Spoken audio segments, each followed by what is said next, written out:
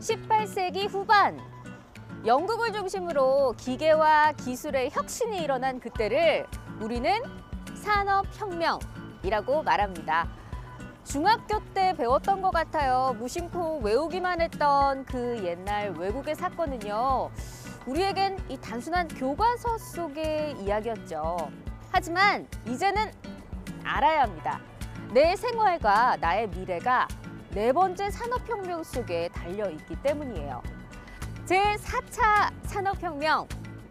200년의 세월을 지나 지금의 나에게 불어온 네 번째 바람. 아는 만큼 보이고 아는 만큼 편리해지는 이 시대를 제대로 누리기 위해서는요. 먼저 산업혁명이 무엇인지 이해할 필요가 있습니다.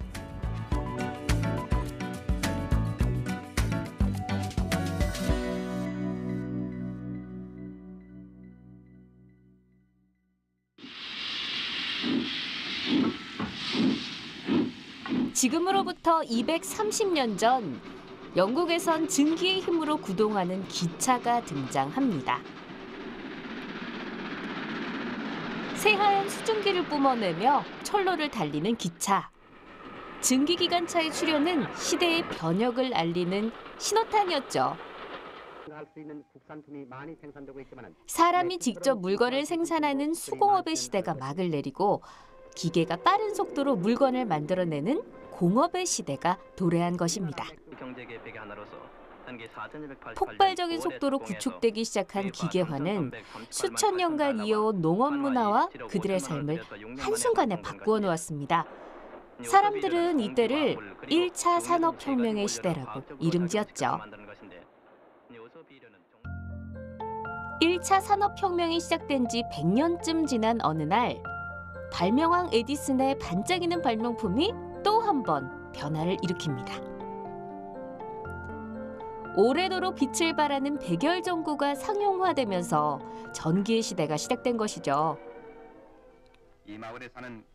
석탄을 사용해 기계를 돌리던 공장은 전기 에너지를 활용한 새로운 시스템을 도입했는데요. 벨트를 회전시켜 물품을 연속적으로 운반하는 장치, 바로 컨베이어 벨트입니다. 1913년 미국 포드사의 창립자 헨리 포드는 컨베이어 벨트를 이용한 생산 라인을 구축합니다. 그동안 사람이 이리저리 움직이며 자동차 부품을 조립해 왔다면 컨베이어 벨트 위의 자동차는 조립 단계에 맞춰서 사람 앞으로 이동합니다. 빠른 시간 안에 많은 물건을 생산하는 자동화 시스템의 시작. 컨베이어 벨트의 활용은 자동차뿐만 아니라 각종 전자제품의 대중화를 이끌었습니다. 똑같은 제품들이 쏟아지면서 제품의 생산 단가는 낮아지고 소비자는 보다 저렴한 가격에 물건을 구매할 수 있게 됐습니다. 사람들은 이 시기를 두고 전기의 힘이 만들어낸 2차 산업혁명의 시대라고 말합니다. 전기라는 것이 그 컨베이어 벨트의 구동을 가능하게 했고, 즉 이제 그 생산의 효율이 대량 생산까지 이어지면서 실제로는 과거 자급자족 생활, 그러니까 우리가 내가 먹을 것을 내 스스로 어떤 획득하는 시기에서 생산자와 소비자의 역할을 분리시키는 어떤 계기가 된 거죠. 그래서 그 과정에서 자본주의도 좀 더 강화되지 않았나 하는 생각이고요. 그 이후에 자연스럽게 도시화라는 것도 진행이 됐습니다. 도시화라는 것이 결국 뭐 에너지도 그렇고 인력도 그렇고 뭐 여러 다양한 일자리도 그렇고요. 한 곳에 이렇게 집중적으로 모이다 보니까 사람들이 거기에 찾아가게 되는 거거든요. 그래서 산업혁명이라 부르는 각각의 시기엔 분명 세상을 변화시킨 슈퍼 아이템이 나타났습니다. 그렇다면 인류에게 다가온 거대한 세 번째 물결은 무엇이었을까요? 지식 정보가 가치로 이어지는 시대, 바로 컴퓨터와 인터넷의 등장입니다. 1970년대 말부터 컴퓨터는 대중화되기 시작했습니다. 지금과는 비교할 수 없을 정도의 성능이었지만 개인용 컴퓨터의 확산은 정보통신 시대의 초석을 마련했죠. 이전까지만 해도 저장 매체라고 할 수 있는 건 한 글자 한 글자 눌러 적은 서류들이었습니다. 한 장의 서류가 사라지면 그만큼의 정보는 세상에 존재하지 않게 되는 것이죠. 하지만 컴퓨터는 서류에 적힌 정보들을 데이터화하고 저장과 전송을 클릭 한 번으로 처리할 수 있는 획기적인 장치였습니다. 여기에 인터넷이라는 가상의 공간이 정보의 바다이며 그 지식의 바닷속에서 원하는 내용을 언제든 찾아 사용할 수 있다는 건 정말 놀라운 일이었죠. 그래서 사람들은 이때를 정보혁명의 시대, 3차 산업혁명이라고 명명했습니다. 3차 산업혁명 때부터는 지식혁명이 일어난다고 봅니다. 컴퓨터의 등장과 통신의 발달로 모든 지식들이 데이터화가 되고 데이터는 전송이 되고 전송된 것들이 모여서 새로운 지식을 또다시 만들어내는 디지털 혁명이 3차 산업혁명부터 시작이 됐는데요. 어느 정도 진행되고 모든 것들이 지능화될 수 있는 때가 될 때 이제 4차 산업혁명이 나타난다고 볼 수 있습니다. 정리를 해볼게요. 각각의 산업혁명 때마다 슈퍼 아이템이 등장을 했습니다. 1차 산업혁명 때는 증기기관, 2차 산업혁명 때는 전기와 컨베이어 벨트, 3차 산업혁명의 시작은 컴퓨터와 인터넷이었죠. 자, 그렇다면 이제 남은 것은 4차 산업혁명인데, 자, 지금이 이 4차 산업혁명의 시대라면 이 시대의 슈퍼 아이템, 과연 무엇일까요?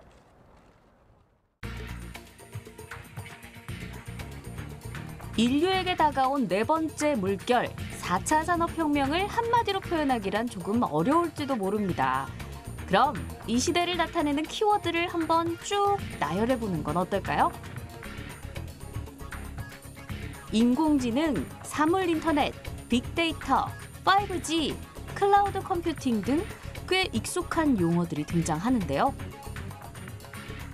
전문가들이 말하는 4차 산업혁명의 특징은 이 모든 기술이 유기적으로 연결돼 있다는 점입니다. 4차 산업혁명이란 디지털로 구성된 사이버 세상의 구축입니다.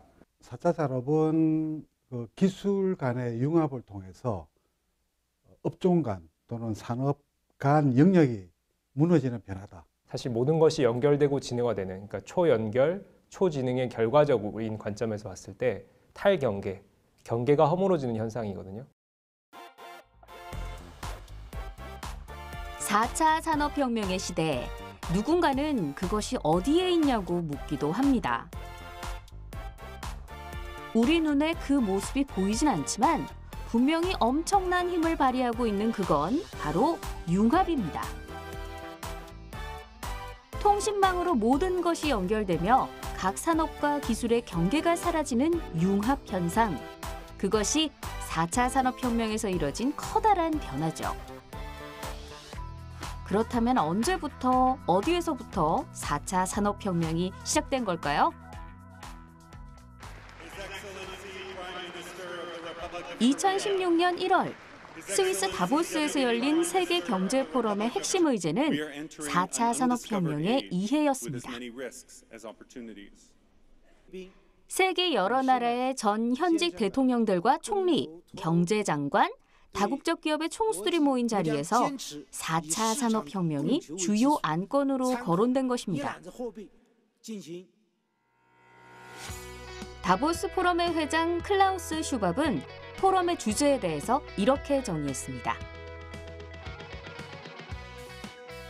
4차 산업혁명의 핵심은 디지털, 물리적, 생물학적 경계가 없어지면서 기술이 융합되는 것이다 라고 말이죠. 에어컨 켜줘. 4차 산업혁명의 슈퍼 아이템이 모든 경계를 허무는 기술의 융합이라면 이를 뒷받침할 핵심 요소들이 필요한데요. 그중 하나가 바로 사물인터넷입니다. 사물인터넷이 본격적으로 활성화되는 시점이 4차 산업혁명이 시작된 어떤 시점이라고 봅니다. 2006년도에 그 조깅화에 칩을 넣어서 시장에 내놓았습니다. 그 조깅화를 신고 이제 운동을 하게 되면 내가 조깅한 구간, 평균 속도, 그리고 칼로리 소모량 같은 게 이제 스마트폰으로 보여주는 그런 서비스거든요. 그래서 저는 그런 사물 인터넷이 본격적으로 시장에 도입되는 시기가 4차 산업혁명이 시작되는 시점으로 보면 되지 않을까 그렇게 생각을 하고 있습니다. 인터넷 오브 띵스, 이를 줄여서 IoT라고 하는 사물 인터넷. 인터넷이 연결된 환경에서 센서를 지닌 사물들이 서로 소통하는 기술을 의미합니다. 쉽게 말하자면 우리 주변을 구성하는 여러 사물들이 사람의 손을 거치지 않은 채 실시간 정보를 주고받는 것이죠. 그렇다면 지능을 지닌 사물이란 무엇일까요? 대표적인 건 우리의 손에서 한시도 떼지 못하는 휴대폰입니다. 스마트폰 보급률 세계 1위를 차지하고 있는 우리나라의 경우 사물 인터넷 환경을 구축할 수 있는 최적의 조건을 갖추고 있죠. 생활 속 사물 인터넷의 예를 들어볼까요? 센서가 부착된 칫솔을 이용해 이를 닦습니다. 스마트한 칫솔은 내가 몇 번의 양치질을 했는지, 이가 잘 닦이지 않은 곳은 어디인지를 파악해 데이터로 저장합니다. 그리고 그 정보를 스마트폰으로 전송하죠. 스마트한 침대에서 자고 일어나면 간밤에 일어난 나의 수면 패턴을 확인할 수 있습니다. 한쪽으로 기울여 자거나 불편한 자세로 자면 침대가 스스로 움직여서 자세를 바꿔주기도 하죠. 이러한 정보는 스마트폰으로 전송돼 잠버릇 분석 데이터로 활용할 수 있습니다. 이렇듯 사물과 사물, 그리고 사물과 사람이 소통할 수 있는 건 이전엔 볼 수 없었던 일입니다. 4차 산업혁명의 시대에 들어와 사물 인터넷이 구현될 수 있는 이유, 센서 기술과 통신 기술의 발전, 그리고 빅데이터를 저장할 수 있는 스토리지가 형성되었기 때문이죠. 우리의 세상을 사이버 세상으로 투영해서 보기 위해서는 현재 있는 모든 사물들이 실제 데이터화되어서 사이버 세상으로 구성이 되어야 됩니다. 그때 많은 역할들을 할 수 있는 게 사물 인터넷이고, 우리가 가지고 있는 모든 사물들이 통신을 하고 데이터를 만들어내고, 이것이 데이터화되어서 지능화될 수 있을 때 4차 산업혁명이 구현되기 때문에 이러한 연결의 역할을 하고 데이터 만드는 역할을 하는 것이 사물 인터넷의 역할이라고 볼 수 있습니다. 4차 산업혁명의 밑바탕에 사물 인터넷이 자리 잡고 있다면 근거리 무선 통신 기술의 중요성 또한 빼놓을 수 없습니다. 블루투스. 그 사전적 의미는 알지 못해도 무선 이어폰을 사용하는 이들이라면 어떤 기능을 하는지 잘 알 겁니다. 10m 안팎의 거리에서 저전력, 무선 연결이 필요할 때 사용하는 블루투스는 휴대폰과 노트북, 이어폰 등의 휴대기기들을 연결해주죠. 최근엔 블루투스 기반의 비콘 활용도가 커지고 있는데요.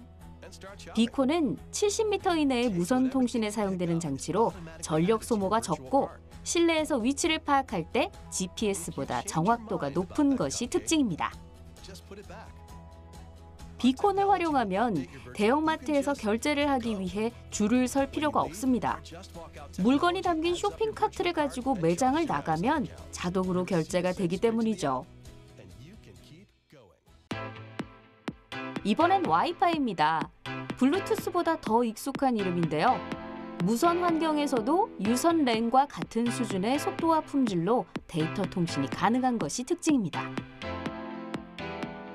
우리나라는 전 세계에서 와이파이 준이 잘 구비되어 있는 걸로 손꼽히는데요. 와이파이는 100m 이내의 범위를 갖기 때문에 스마트홈 구현에 주로 사용됩니다. 이외에도 온도, 습도 등의 환경을 감지하는 센서 정보를 가까운 거리에 전달하는 통신 기술로 지그비와 지웨이브를 들 수 있는데요. 사물과 사물 간의 소통을 가능하게 만드는 대표적인 기술로서 저전력 소형 네트워크가 적용되는 스마트홈에 효과적으로 사용되고 있죠.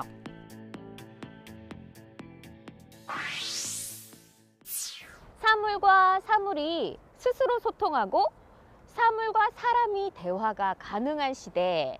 4차 산업혁명에서 사물 인터넷의 역할은 초연결이라는 키워드를 제시를 했는데요. 자, 초연결 사회에서 우리가 주목해야 할 또 하나의 통신 기술이 있습니다. 바로 5G입니다. 마치 오래전부터 4차 산업혁명이 도래하길 기다려왔듯 우리 앞에 등장한 5G. 차세대 이동 통신 기술로 알려진 5G는 현재 우리가 사용하는 LTE 네트워크를 한층 뛰어넘는 기술입니다. 5G의 최대 전송 속도는 20GBps로 4G LTE보다 최소 20배, 최대 50배의 속도를 구현합니다. 또한 단말기와 통신사 간의 신호 간격을 지연 시간이라고 하는데 5G의 지연 시간은 기존의 10분의 1인 0.001초. 이러한 초고속, 초지연이라는 5G의 특징은 4차 산업혁명과 밀접한 관계가 있습니다. 수많은 기기들이 연결되고 폭발적으로 형성되는 데이터들이 신속하게 이동하기 위해선 5G와의 융합이 필수적일 수밖에 없는 것이죠. 예를 들어서 자율주행을 보게 된다면 도로에는 엄청나게 많은 차들이 서 있습니다. 그 차들이 모두 다 통신을 합니다. 근데 한 대만 통신을 하는 게 아니고 한 차 내에서도 수많은 기기들이 있어서 그 기기들이 모두가 통신을 해야 됩니다. 어느 그 하나라도 빠지게 되면 사고의 위험이나 이런 것들을 방지할 수가 없습니다. 그래서 이런 부분에 대해서는 엄청나게 많은 초연결성이 필요한 부분이 될 것이고요. 이제 영상 데이터를 정보를 분석하고 보내야 되는 부분이 있는데 기존의 4세대 통신으로는 부족했던 부분까지도 다 할 수 있다, 다 보낼 수 있다는 큰 특징이 5G에서 있기 때문에 4차 산업혁명 시대에는 5G가 주도하는 네트워크가 될 거다 이렇게 보고 있습니다. 초연결의 시대. 4차 산업혁명의 핵심 키워드인 연결성에 대해 짚어봤다면 이번엔 거미줄처럼 엮여있는 네트워크의 탑승에 있는 승객, 데이터에 대해 살펴보려 합니다. 사물 인터넷을 통해 실시간 소통하는 사물들은 수많은 정보를 생성합니다. 1인당 5개의 디지털 기기가 연결돼 있을 때 전 세계 500억 개의 기기들이 서로 정보를 주고받을 수 있다고 하는데요. 이를 통해 형성되는 데이터 규모는 상상 그 이상일 겁니다. 4차 산업혁명 시대에 만들어지는 거대 규모의 정보를 두고 사람들은 빅데이터라고 이름 지었습니다. 세상 모든 사람들의 정보와 디지털 흔적들이 흐르는 또 다른 바다. 어떤 사람들은 빅데이터를 21세기 원효라고 부르기도 합니다. 보이지 않지만 세상을 가득 메울 정도의 빅데이터는 어떻게 활용하는지에 따라 국가 경쟁력을 좌우하는 황금 열쇠가 되고 있는데요. 그 이유는 빅데이터를 활용해 통계를 만들고 그 결과에 따라 미래를 예측할 수 있기 때문입니다.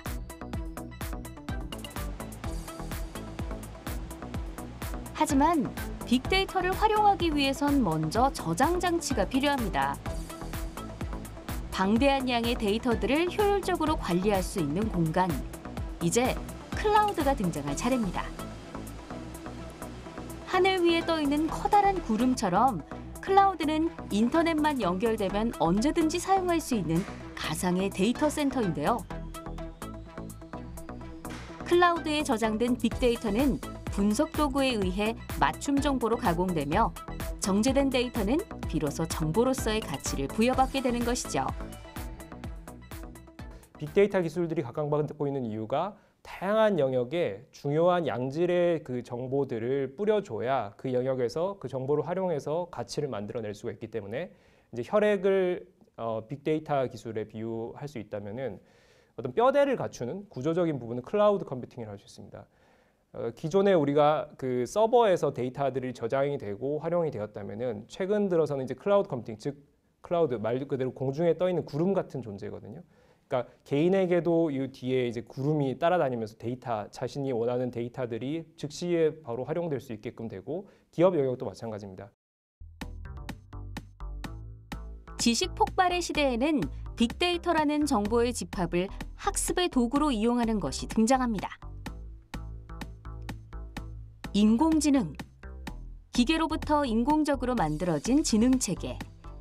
지속적인 학습을 통해 지능을 향상시키는 이 컴퓨터 프로그램은 학습, 추리, 적응, 논증 등의 기능을 갖추고 있습니다. 마치 사람의 사고 능력처럼 말이죠. 인공지능의 핵심은 딥러닝이라는 학습 방법에서 찾을 수 있는데요. 데이터를 분류, 분석하고 학습한 후 그 결과값을 기반으로 판단과 예측을 하죠.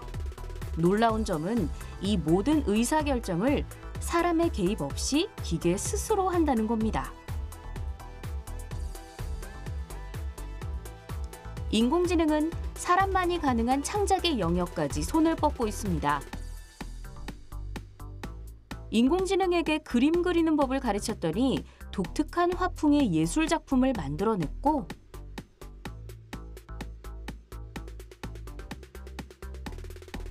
인공지능 작곡가의 능력 또한 음악계에서 주목하고 있는 부분이죠.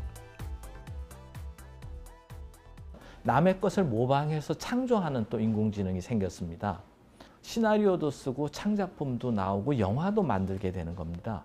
그러면 대부분의 인간의 정신노동과 창조활동을 딥뉴럴 네트워크가 거의 대신하게 되는 겁니다.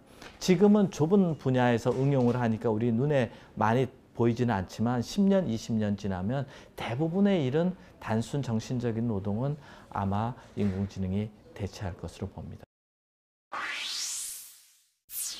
4차 산업혁명을 이끄는 핵심 기술에 대해 이해를 했다면 다음은 그로 인한 변화를 짚어볼 차례입니다. 생활과 산업, 그리고 도시를 움직이는 거대한 물결. 이 변화 속에서 우리는 어떤 편리함과 이점을 얻을 수 있을까요?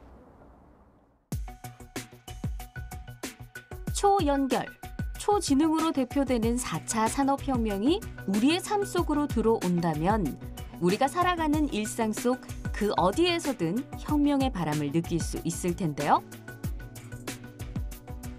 이미 그 변화는 시작되었습니다. 서로 연결되어 대화하는 가전기기들을 모니터링, 제어할 수 있는 스마트홈. 우리가 각종 가전기기를 직접 제어하지 않아도 기기들이 스스로 주변 환경을 인식하고 작동하는 건 4차 산업혁명의 핵심, IoT가 있기에 가능한 겁니다.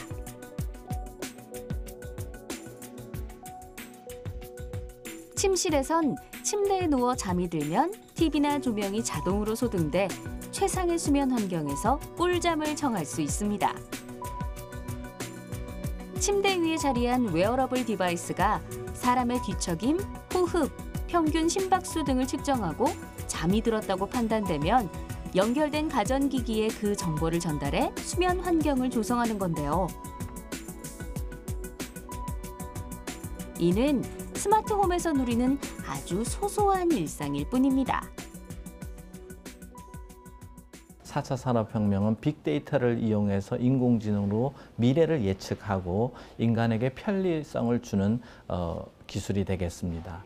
가까이서 보면 우리 스마트폰에 인공지능이 들어가서 실시간 번역하고 우리 감정을 이해하고 우리의 보조 역할을 하게 될 텐데요. 그 외에도 텔레비전이라든가 에어컨이라든가 냉장고라든가 대부분의 가전제품에 들어갈 것 같습니다. 스마트홈에선 일상 속에 파고든 증강현실로 인해 오프라인 매장에 가지 않아도 앉은 자리에서 제품을 찬찬히 살펴볼 수 있습니다. 가상 쇼핑 중 마음에 드는 옷을 피팅해 볼 수도 있고요. 가구를 실제 공간에 가상으로 설치해 봄으로써 실감나는 인테리어 시뮬레이션을 할 수도 있습니다. 5G의 상용화와 함께 집에서 초고화질의 VR 게임을 즐기며 세계 각국의 사람과 소통할 수도 있는데요. 초연결 시대 4차 산업혁명이 선사한 꿀 같은 시간이죠.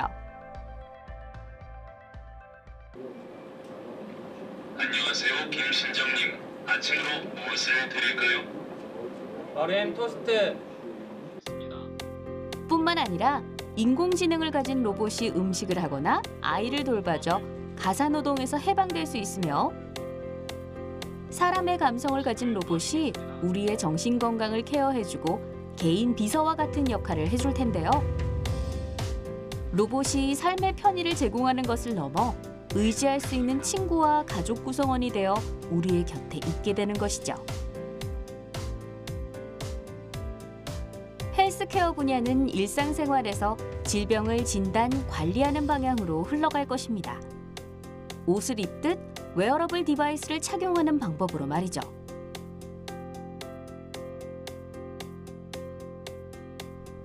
현대인들의 잘못된 걷기 습관은 신체의 비대칭을 유발하며 각종 통증의 원인이 되는데요. 액세서리처럼 착용하는 손목 밴드로 자세를 교정할 수도 있습니다. 두 팔의 역학적인 움직임을 통해 걷는 자세를 분석하고 내가 어떤 자세로 걷고 있는지 스마트폰을 통해 확인하는 거죠. 사용자는 이를 통해 올바른 자세로 걸으며 척추 건강을 지킬 수 있습니다. 맞춤형 건강관리 서비스가 일상에 녹아든 겁니다.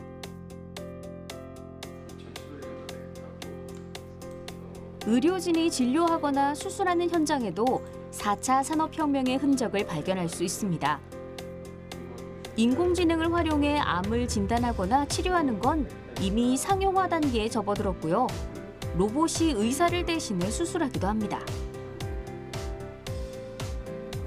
이로 인해 의사는 질병에 대한 자료를 찾는 시간을 덜 수 있을 뿐 아니라 업무의 과중을 줄일 수 있고 환자들은 좀 더 고차원적인 의료 서비스를 제공받을 수 있게 된 거죠. 미래에는 의료 보건 분야, 환경 분야, 교통 분야, 그다음에 배송, 여행, 금융, 주식 투자, 전 인간 생활에 깊숙이 침투할 것으로 봅니다. 그러니까 본질적으로 기술인 입장에서나 서비스 창출하는 입장 모두 4차 산업혁명의 인공지능 기술은 융합기술이다. 그렇게 보겠습니다. 그래서 그 기술 자체도 산업에 커다란 영향을 미치지만 그것이 파생되는 사회적인 서비스 분야, 신산업 자체가 굉장히 융합적이다. 이렇게 저는 생각합니다. 교육 분야에서는 본격적인 에듀테크 시대가 도래하고 있습니다. VR, AI 등 4차 산업혁명의 핵심 기술이 교육과 융합을 이루며 학생들이 사용하는 수업 교구에서부터 변화가 생기는 거죠. 종이로 된 교과서가 아닌 태블릿과 같은 디지털 기기로 수업을 받는 것은 기본이고요. AR, VR, 홀로그램 등 실감형 콘텐츠를 다양한 교과목에 적용시킬 수 있는데요. 복잡한 실험도 VR 시뮬레이션을 통해 척척 진행하며 교과목에 대한 흥미를 유발할 수 있고 AI 선생님의 등장으로 학습의 효율을 높일 수 있게 됐습니다. AI 선생님은 빅데이터를 기반으로 학습 내용, 수업 진도 등을 분석해 개인 맞춤형 수업을 진행하는데요. 학교에서 벗어나 언제 어디서든 학습할 수 있는 새로운 교육 패러다임을 제시한 4차 산업혁명. 융합인재 양성의 밑거름이 되어주고 있었네요. 4차 산업혁명의 손길이 가장 먼저 닿은 곳은요, 바로 산업 현장입니다. 스마트 팩토리라고 많이 들어보셨죠? 경제 발전과 아주 밀접한 관계가 있는 스마트 팩토리. 자, 그 현장으로 가보겠습니다. 공장 내의 모든 기기들이 서로 긴밀하게 연결돼 대화를 주고받으며 이를 바탕으로 스스로 판단하고 작업을 수행하는 공장. 사물 인터넷을 기반으로 가동되는 스마트 팩토리에서는 무수히 많은 센서와 데이터로 산업 재해를 예측하고 관리합니다. 뿐만 아니라 빅데이터와 인공지능을 바탕으로 제품 개발 기간을 줄일 수 있으며 자동화 로봇은 다품종 소량 생산을 가능케 해 고객이 취향에 맞는 제품을 선택할 수 있도록 돕고 소비자의 주문에 맞춰 제조 공정을 스스로 최적화합니다. 제조업에 혁신적인 변화가 일어나는 것이죠. 스마트 팩토리라는 거는 4차 산업혁명을 이용해서 공장의 생산 체제의 경쟁력을 높인다는 것 아니겠습니까? 4차 산업혁명의 3요소인 빅데이터, 인공지능을 확보해야 됩니다. 또는 거기에 이제 결정을 내리기 위한 하드웨어 장치가 필요하게 되겠죠. 가장 아마 효과가 큰 스마트 팩토리 가능성이 있는 게 반도체 공장이 됩니다. 거기에는 1000여 개에 넘는 공정 스텝이 있고요. 거기 다 데이터가 생산이 됩니다. 지금은 거기서 생산되는 데이터를 가지고 사람이 전문가가 판단해서 조정함으로써 수율을 높입니다.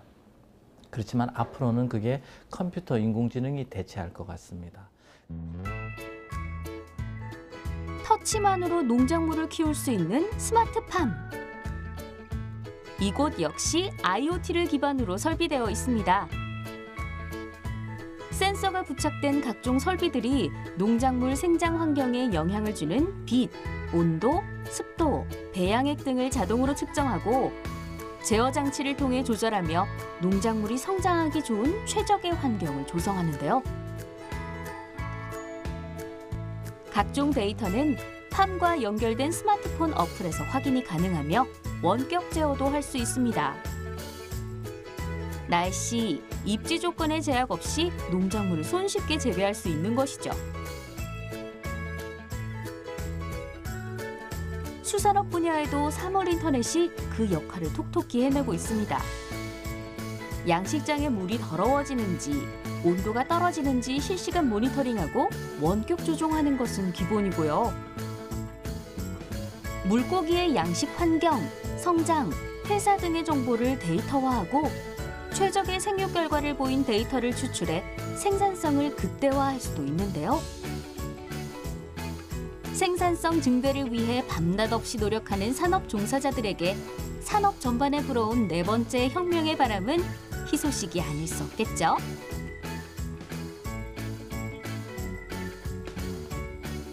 각종 정보를 수집하고 공유할 수 있는 사물 인터넷, 다양한 정보를 한데 모아놓은 빅데이터, 그리고 이 모든 걸 분석하고 판단할 수 있는 인공지능이 유기적으로 연결된 스마트 팩토리로 인해 4차 산업혁명의 가능성이 서서히 증명되고 있는 게 아닐까요? 산업연구원에서 분석한 자료가 있습니다. 그 자료를 보면 우리가 지금 경제 성장률이 계속 침체되고 둔화되는 그런 추세에 있거든요. 지금 추세대로 가면 2025년, 그러니까 지금부터 6년이 지난 2025년이면 아마 경제 성장률이 한 1.93% 정도로 떨어질 것으로, 그러니까 2% 밑으로 떨어질 것으로 예상을 하고 있습니다. 그런데 만약에 우리가 4차 산업혁명에 어떤 제대로 대비해서 잘 그 기술과, 그러니까 제조업과 서비스 간의 융합이 가속화되면 우리 경제 성장률이 2025년도에 한 2.85%까지 증가될 수 있다. 다시 말하면 4차 산업혁명을 활용을 하면 우리 경제 성장률을 2025년도에 한 1% 가까이 올릴 수 있다. 뭐 그런 분석 결과가 있습니다. 그래서 4차 산업혁명에 제대로 대비하는 게 굉장히 중요하다고 봅니다. 세계 각국에서는 다양한 관점으로 4차 산업혁명을 바라보며 주력 분야를 육성하고 있습니다. 인더스트리 4.0으로 4차 산업혁명의 바람을 몰고 온 독일은 제조업과 IT의 융합으로 4차 산업혁명 시대를 이끌고 있습니다. 혁신적인 IT 기업이 즐비한 미국에서는 빅데이터와 인공지능 기술에 주력하고 있으며 일본은 기술 우위를 가지고 있는 자동차, 센서, 로봇 산업을 중심으로 4차 산업혁명을 이끌고 있죠. 우리나라의 경우 IoT 산업에 힘을 싣고 있는 추세인데요. 4차 산업혁명을 해석하는 시선은 다르지만 그 중심엔 인간을 위한 변화라는 공통점이 존재합니다. 그리고 인간 중심의 가치는 우리 삶의 터전을 스마트 시티라는 혁신적인 도시로 변화시키고 있습니다. 스마트 시티는 사물 인터넷을 이용해 도시 생활 속에서 일어나는 각종 문제를 해결하며 시민들이 보다 편리하고 쾌적한 삶을 누릴 수 있는 똑똑한 도시를 말하는데요. 우리가 지금 살고 있는 도시와 비교해 무엇이 다를까요? 스마트 시티를 구축하기 위해서는 많은 사물들이 스마트화되어야 됩니다. 지금 우리가 알고 있는 주차장, 엘리베이터, 집 안에 있는 모든 사물 기기까지가 모두가 스마트화될 때 스마트 시티가 완성된다고 볼 수 있습니다. 모든 물건들이 통신을 하고 모든 물건들이 통신 상황에 따라서 적절히 컨트롤이 될 수 있는 이런 것들이 스마트 홈에서부터 스마트 빌리지, 스마트 아파트, 스마트 빌리지, 스마트 시티 또는 이제 스마트 도시, 국가까지도 확장되는 그런 모형으로 보시면 되겠고, 이 많은 것들에는 스마트 시티를 구현하기 위한 사물 인터넷이 기본적인 인프라로 갖추어져 있어야 된다고 봅니다. 사물 인터넷, 빅데이터, 인공지능 등 첨단 기술들이 도시 곳곳에 서려 있어 시민의 안전을 보장하는 스마트 시티는 4차 산업혁명의 집합체라 할 수 있습니다. 이를 더 잘 활용하고 시민들의 안전을 도모하기 위해선 도시에서 발생하는 일을 실시간 모니터링하며 만일의 사고에 대처할 수 있어야 하는데요. 시민들에게 일어날 수 있는 범죄 상황을 재현해 보겠습니다. 늦은 밤 홀로 귀가하는 여성, 그 뒤를 따르는 낯선 사람. 두려움을 느낀 여성은 스마트폰을 꺼내들고 좌우로 흔듭니다. 이 움직임으로 인해 자신이 처한 위험 상황과 정확한 위치가 경찰서로 전송돼 신속하게 도움을 받을 수 있죠. CCTV를 통합 관리하는 관제실 119, 112가 네트워크로 연결돼 있기에 가능한 것입니다.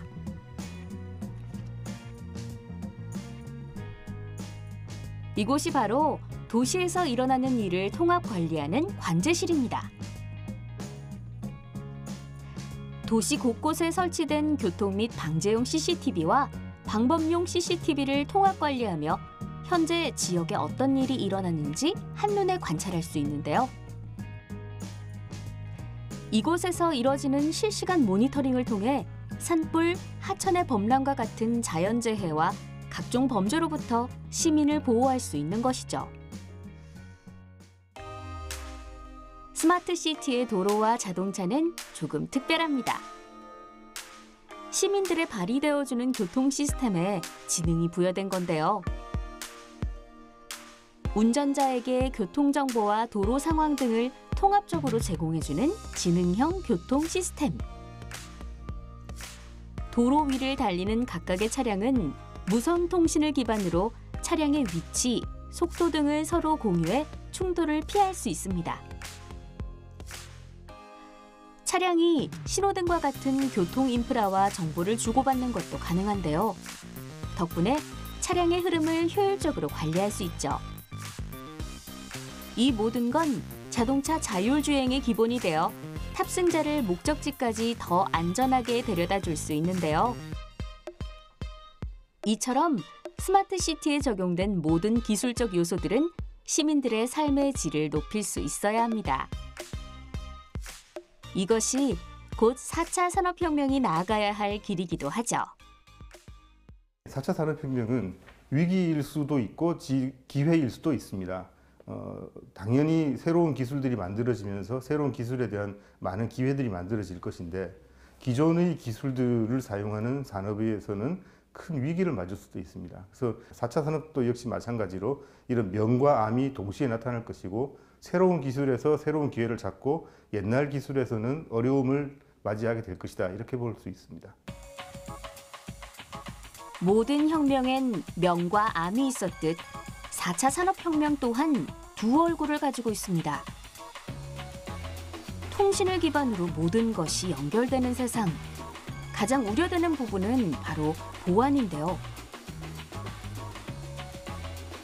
클라우드, 빅데이터 등에 보관된 다양한 정보들은 늘 해킹으로부터 위협받습니다.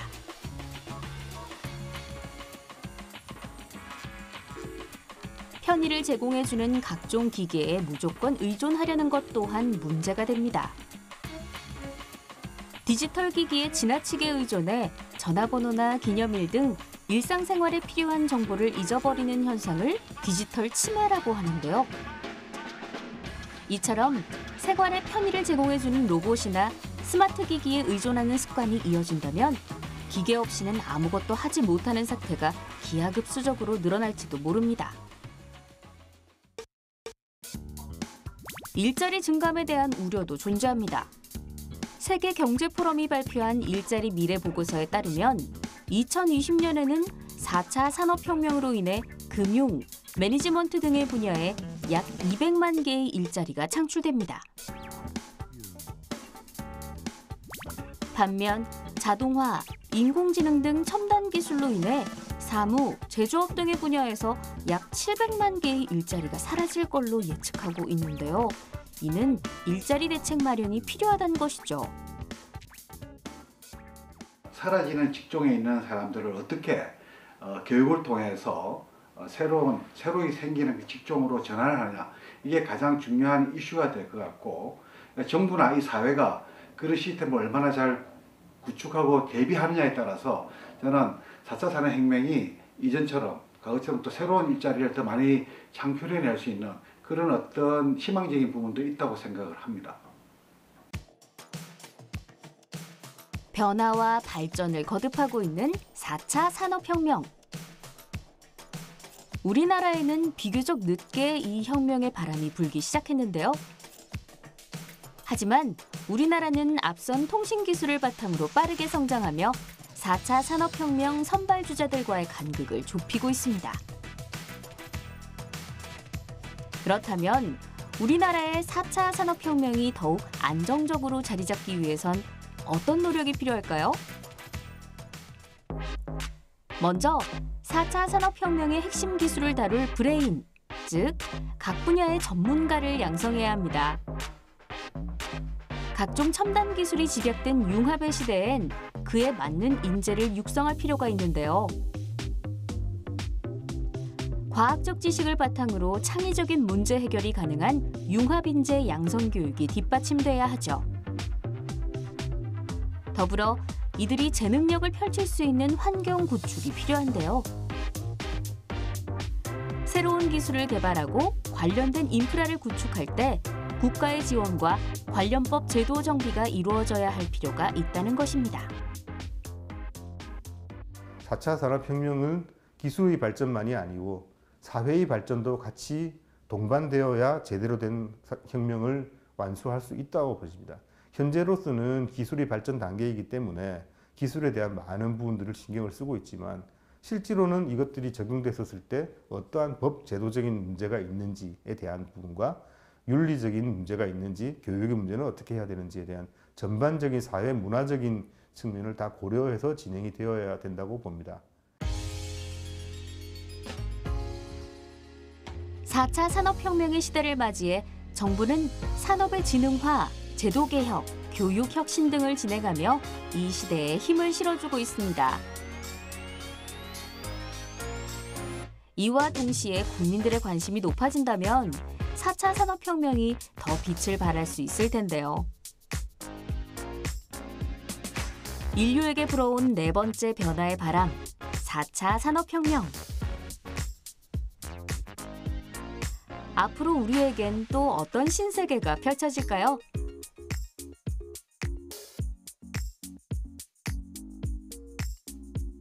역사의 한 페이지를 장식할 시대를 살고 있음에도 다가올 미래를 기대하는 이유. 그건 우리가 더 잘 알고 있을 겁니다. 봄이 왔음을 오감으로 느낄 수 있듯이 우리는 이미 4차 산업혁명의 시대를 살고 있습니다. 그 편리함이란 갑작스레 찾아온 것이 아니기에 어쩌면 누리고 있음을 깨닫지 못하고 있는 걸 수도 있고요. 하지만 이제 아는 만큼 보일 겁니다. 빠르고 반짝이는 스마트한 세상이 당신을 기다리고 있기 때문입니다.